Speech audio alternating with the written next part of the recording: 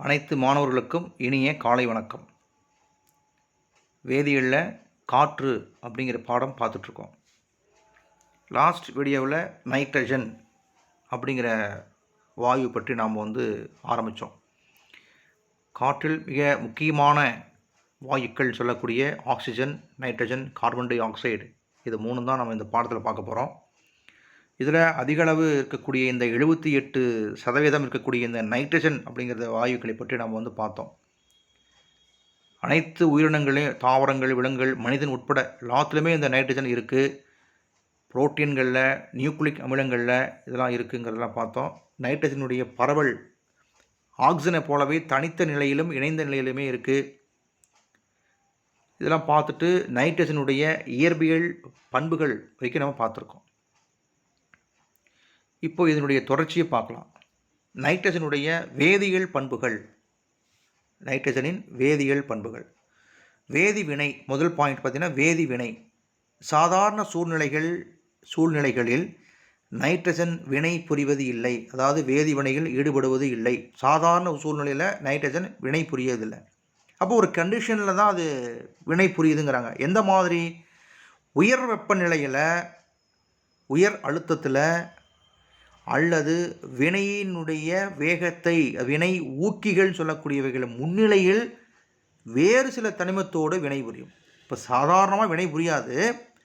இந்த மாதிரி ஒரு நிபந்தனையோட உயர் வெப்பநிலையிலேயோ உயர் அழுத்தத்திலேயோ ஒரு வினை ஊக்கியின் முன்னிலையிலேயோ தான் பிற தனிமத்தோடு வினை புரியும் அப்படிங்கிறாங்க. அடுத்தது எரிதல். நைட்ரஜன் தானாக எரிவது இல்லை, எரிதலுக்கு துணை புரிவதும் இல்லை. இதே நம்ம ஆக்சிஜனில் பார்த்தோம்.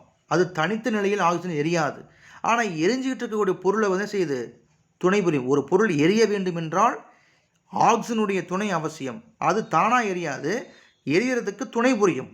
நைட்ரஜன் தானாகவும் எரியாது, எரிவதற்கு துணையும் புரியாது.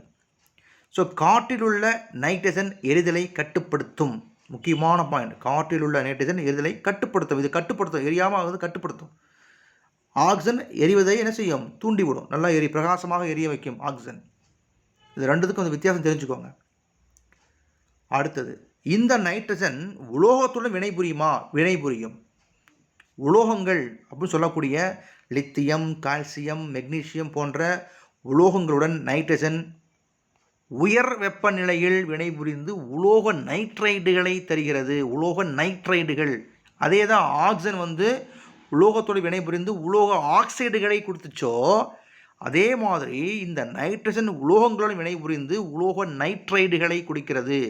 உலோகம் கூட்டல் நைட்ரஜன். மேலே ஒரு முக்கோணம் போட்டிருக்கிறேன்னா உயர் வெப்பநிலையின் அர்த்தம். உயர் வெப்பநிலையில் வினை புரிந்து உலோக நைட்ரைடுகளை தருகிறது. அது என்ன உலோகமோ அதனுடைய நைட்ரேட்டாக இருக்கும். இப்போ கால்சியம் உதாரணமாக கால்சியம் கூட்டல் நைட்ரஜன் கிவ்ஸ், மேலே ஒரு முக்கோணம் போட்டிருக்காங்க, வெப்பநிலையில் அப்படின்னு அர்த்தம். அப்போ கால்சியமும் நைட்ரஜனும் வினை புரிந்து கால்சியம் நைட்ரைடு, அதாவது Ca3N2 அப்படிங்கிற உலோக நைட்ரைடை தருகிறது. இந்த மாதிரி அலோகங்களுடன் வினை. அலோகங்கள்லாம் எதெல்லாம் அலோகங்கள்? ஹைட்ரஜன், ஆக்சிஜன், இது மாதிரி இருக்கக்கூடிய வாயுக்கள் எல்லாமே அலோகங்கள் தான். இதோட நைட்ரஜன் அதிக வெப்பநிலையில் வினை புரிந்து அவற்றின் நைட்ரஜன் சேர்மங்களை தருகிறது. அப்போது நைட்ரஜனுடைய சேர்மங்களாக மாறும். அங்கே ஆக்சிஜன் அலோக ஆக்சைடுன்னு சொன்னோம், அது வராது. இங்கே நைட்ரஜன் அலோகத்தில் வினைபுரிந்து ஒரு சேர்மத்தை உருவாக்கும். அந்த சேர்மம் நைட்ரஜனுடைய சேர்மமாக இருக்கும். பாருங்கள், ஹைட்ரஜன் கூட்டல் நைட்ரஜன். ஹைட்ரஜனும் நைட்ரஜனும் சேர்ந்தா அமோனியா, NH3னா அமோனியாவுடைய மூலக்கூறு வாய்ப்பாடு NH3, அமோனியாவை உருவாக்கும் அப்படின்னு அர்த்தம். ஸோ உலோகத்துடன் வினை புரிகிறது, அலோகத்துடன் வினை புரிகிறது. உலோகத்துடன் வினை புரிந்து உலோக நைட்ரைடுகளை தருகிறது. அலோகத்துடன் வினை புரிந்து நைட்ரஜனுடைய சேர்மங்களை தருகிறது. அடுத்தது, நைட்ரஜனுடைய பயன்கள். திரவ நைட்ரஜன் குளிர்சாதன பெட்டிகளில் குளிரூட்டியாக, குளிர்ச்சியை உருவாக்கக்கூடிய, குளிரை உருவாக்கக்கூடியவை குளிரூட்டியாக திரவ நைட்ரஜன் பயன்படுகிறது. சில வேதிவினைகள் நிகழ்வதற்கு தேவையான மந்தத்தன்மையை நிலவச் செய்கிறது. ஒரு வேதிவினை நிகழ்வனும் ஆனால் அந்த வேதிவினை மந்தமாக நடக்கணும், வேகமாக போகக்கூடாது. அப்போது அது மந்தத்தன்மையை அடைய வேண்டுமென்றால் அந்த மாதிரி இடங்களில் இந்த வேதிவினையை நிகழ்த்துவதற்கு, அந்த மந்தத்தன்மையை உருவாக்குவதற்கு என்ன செய்யுது, இந்த நைட்ரஜன் துணை புரிகிறது. அமோனியா, அதாவது NH3 சொன்னோம் இல்லையா, அமோனியா தயாரிக்க மிக முக்கியமான ஒரு ஹேபர் முறை. உயர் வகுப்புகளில் ஹேபர் முறை பற்றி நீங்கள் படிப்பீங்க. அமோனியா தயாரிப்பில் இந்த நைட்ரஜன் பயன்படுகிறது. அப்படிப்பட்ட நைட்ரஜன் மூலம் தயாரிக்கப்படக்கூடிய அந்த அமோனியா உரங்கள் தயாரிப்பதற்கும் நைட்ரிக் அமிலம் தயாரிப்பதற்கும் HNO3 நைட்ரிக் அமிலம் தயாரிப்பதற்கும் பயன்படுகிறது அமோனியா. வாகனங்களில் டயர்களில் நிரப்பப்படுகிறது. இப்போ நீங்கள் பார்த்தீங்கன்னா இந்த பெட்ரோல் பங்கில் பார்த்தீங்கன்னா இப்போது கேஸ் காற்று இந்த டயருக்கெல்லாம் காற்று பிடிக்கிறாங்க இல்லையா, அங்கே பார்த்தீங்கன்னா N2 அப்படின்னு போட்டு இப்போ ஒரு இடம் வச்சுருக்காங்க. எல்லா பெட்ரோல் பங்க்லையும் இப்போ N2 தான் இருக்குது கேஸ். இந்த மாதிரி டயர்களில் வந்து வாகனங்களோட டயர்களில் வந்து இப்போ இந்த N2 கேஸ் நைட்ரஜன் வாயுக்களை நிரப்புகிறார்கள். வெப்பநிலைமானிகளில் உள்ள பாதரசம் உங்களுக்கு தெரியும், வெப்பநிலைமானி உங்களுக்கு தெரியும், அதில் வந்து பாதரசம் இருக்குது. அதனுடைய அளவீடு பார்ப்பதற்காக, அது ஆவியாகாமல் தடுப்பதற்காக பாதரசத்திற்கு மேலே ஒரு வெற்றிடம் நிரப்பப்படுகிறது. அந்த வெற்றிடத்தில் இந்த நைட்ரஜன் இருக்குது. ஏன்னா அது ஆவியாகாமல் தடுப்பதற்காகத்தான் அந்த வெற்றிடத்தை நிரப்ப நைட்ரஜன் பயன்படுகிறது.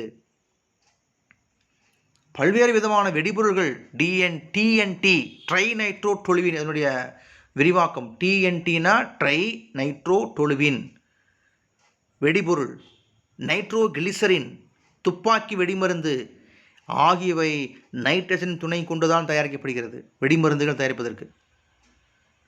லாஸ்ட் பாயிண்ட் பாருங்கள், உணவுப் பொருள்களை பதப்படுத்துதல், கெடாமல் பாதுகாப்பது, பதப்படுத்துவதற்கு, துருப்பிடிக்காத இரும்பு தயாரிப்பதற்கு, தீ விபத்து போன்ற பேர் ஆபத்துகளை வந்து குறைப்பதற்கு, வெப்பத்தினால் ஒளிரும் விளக்குகள், வெப்பத்தினால் ஒளிரக்கூடிய விளக்கு வெளிச்சம், இது மாதிரி இருக்கிறதுல பார்த்திங்கன்னா இந்த நைட்ரஜன் பயன்படுகிறதுங்கிறாங்க. ஸோ இந்த பயன்கள் நல்லா படிங்க.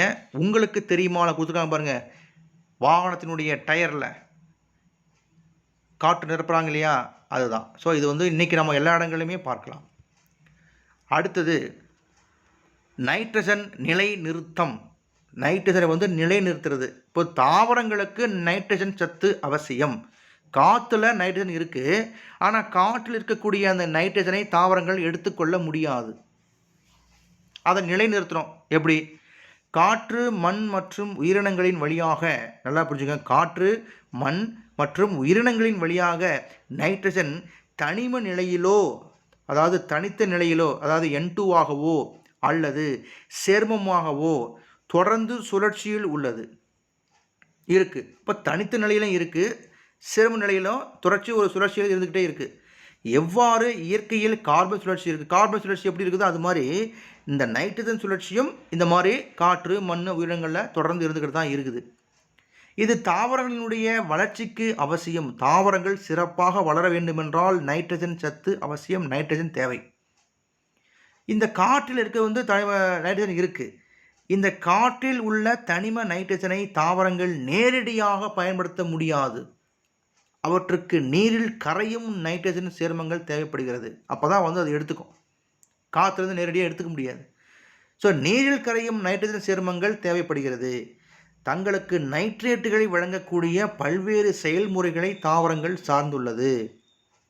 இவ்வாறு காற்றில் உள்ள நைட்ரஜனை நைட்ரஜன் சேர்மங்களாக, அதாவது காற்றுல வந்து நைட்ரஜன் இருக்குது, அதை நேரடியாக எடுத்துக்கொள்ள முடியாது. அப்போ வந்து நீரில் கரைந்து அது நைட்ரஜன் சேர்மங்களாக மாற்றப்பட்டு அதை வந்து எடுத்துக்குது. அந்த மாதிரி மாற்ற முறைக்கு பேர் தான் வந்து நைட்ரஜனை நிலைநிறுத்துதல் அப்படின்னு சொல்கிறோம். அப்போ நேரடியாக எடுத்துக்க முடியாது, சேர்மங்களாக மாற்றி எடுத்துக்கிறது. அதுதான் வந்து நிலைநிறுத்துறது அப்படிங்கிறது. இயற்கையில் இருக்குது, செயற்கையிலுமே இருக்குது. பாருங்கள், இயற்கையில் பார்த்தீங்கன்னா லெகுமினஸ் தாவரங்களிலிருந்து அது வந்து கிடைக்குது, தாவரங்களுக்கு வந்து கிடைக்குது. மின்னல் மின்னல் மூலியமாகவும் இந்த நிலைநிறுத்தம் நடக்குது. செயற்கையாக கொடுக்கணும் பார்த்தீங்கன்னா நமக்கு உரங்கள் சொல்லுவோம், உரங்கள் மூலியமாக கொடுக்கறது இல்லையா, அதாவது அமோனியா மற்றும் அமோனியம் உப்புக்களிலிருந்து நம்ம வந்து கொடுக்கலாம். நைட்ரிக் அமிலம், நைட்ரேட் உப்புக்கள், இந்த மாதிரி செயற்கை முறையிலும் இந்த நைட்ரஜன் நிலைநிறுத்தம் செய்யப்படுகிறது. ஸோ இயற்கையிலேயே நைட்ரஜன் நிலைநிறுத்தப்படுவது மட்டுமின்றி செயற்கையாகவும் நைட்ரஜன் நிலை நிறுத்தப்படும். அப்படிங்கிறாங்க. ஸோ தாவரங்களின் வளர்ச்சிக்கு நைட்ரஜன் அவசியம். அது காற்றிலிருந்து நேரடியாக எடுத்துக்கொள்ள முடியாதனால என்ன செய்கிறாங்க, அதை வந்து நைட்ரஜனுடைய சேர்மங்களாக மாற்றக்கூடிய ஒரு முறைக்கு தான் வந்து இந்த நைட்ரஜன் நிலைநிறுத்தம் இயற்கையிலும் இருக்குது, செயற்கையிலையும் இருக்கிறது அப்படின்றோம். சரி, இதனுடைய தொடர்ச்சி நாம் அடுத்த வகுப்பில் பார்க்கலாம். அப்போ இன்றைக்கி நாம் வந்து நைட்ரஜனுடைய வேதியியல் பண்புகள், பயன்கள், நைட்ரஜன் நிலைநிறுத்தம் நல்லா படித்து பாருங்கள். இதனுடைய தொடர்ச்சியை அடுத்த வகுப்பில் பார்க்கலாம். நன்றி.